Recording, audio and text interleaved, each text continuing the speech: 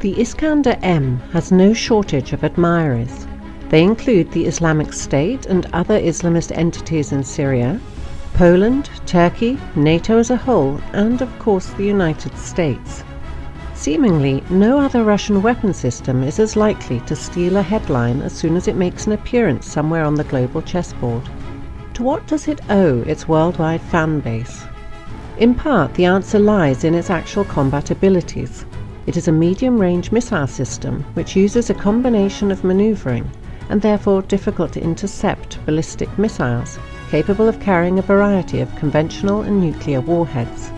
It is extremely accurate, with a circular error probable of under 10 meters, which makes it useful against heavily protected small targets that would require a direct hit in order to be destroyed.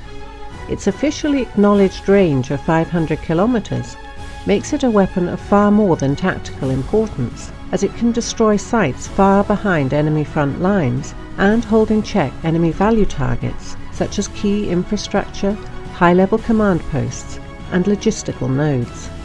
The entire system is based on highly mobile wheeled platforms, which are suitable for aerial transport by heavy airlifters. Iskander-M deployment to Syria demonstrated Russia's ability to send these powerful warfighting and conventional deterrent weapons to almost any friendly part of the globe on a moment's notice. As of April 2016, the Russian military had 6 complete Iskander-M brigades in service, with each brigade possessing 12 launch vehicles.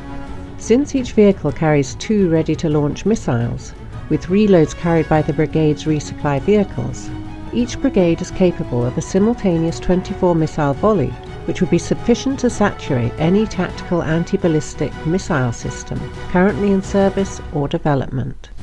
In effect, a single Iskander-M brigade is equivalent to 3 Bayan-M missile corvettes in terms of firepower, though the land-based launchers can be rapidly reloaded, whereas the corvettes would have to return to base for replenishment.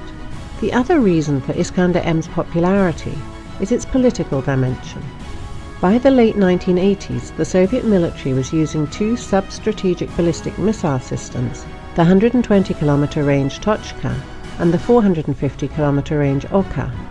Even though Oka's range was below the 500-kilometer threshold of the Intermediate Range Nuclear Forces Treaty, the Gorbachev government in effect made the US a present by pledging to eliminate the Okas along with longer-range missiles.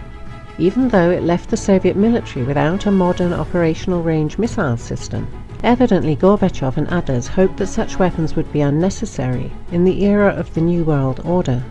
They turned out to be wrong. The Iskander-M was developed and deployed in order to fill that gap once it became clear that NATO's intentions towards post-Cold War Russia were far from benign. NATO, and especially the US, has undertaken several initiatives to render the INF Treaty obsolete. They include the deployment of intermediate-range air-launched cruise missiles, such as the JASSM, carried by tactical aircraft, whose existence clearly violates the spirit of the INF Treaty. The US Army has since deployed large numbers of ATACMS ballistic missiles, whose officially acknowledged range is 300 kilometers, though the missile's actual potential is unknown, and the LPRF program is supposed to yield an even longer-range missile for the US military.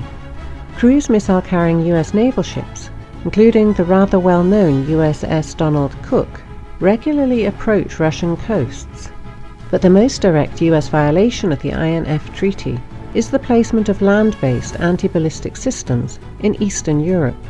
These systems use the naval Mk-41 launchers, which are perfectly capable of using the entire range of Tomahawk cruise missiles. Therefore, the deployment of these ABM systems also means a US breakout from the INF Treaty. The Iskander-M, therefore, should be viewed as a Russian response to the US INF violations.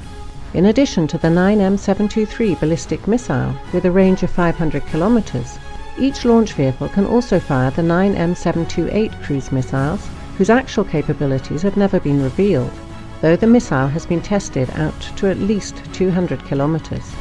Considering that the size of these missiles is comparable to the Kalibr sea-launched weapons, whose range exceeds 2,000 kilometers, There is a definite possibility that the Iskander-M could be equipped with weapons of similar range, unless the US begins to display more of an interest in re-establishing a mutually acceptable security framework for Europe.